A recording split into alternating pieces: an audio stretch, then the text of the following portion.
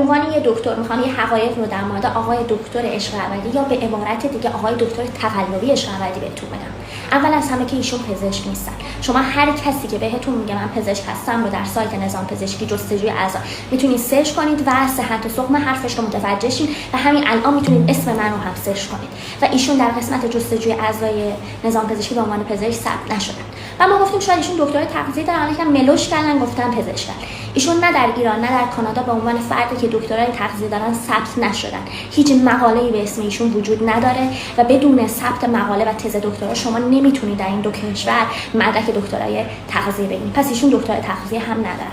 قسمت جالب‌تر قضیه میدونید چیه؟ ایشون حتی کارشناسی تغذیه هم ندارن. ایشون هیچ مدرکی به عنوان تغذیه ندارن. دکتر شما به این خوشگلی خوشتیپی لازم نیست دروغکی میگفتی که آقای دکتر ما رو کراش زده بودیم. یعنی چی که همه چی تقلبی بوده؟ چرا با احساسات من بازی کردی؟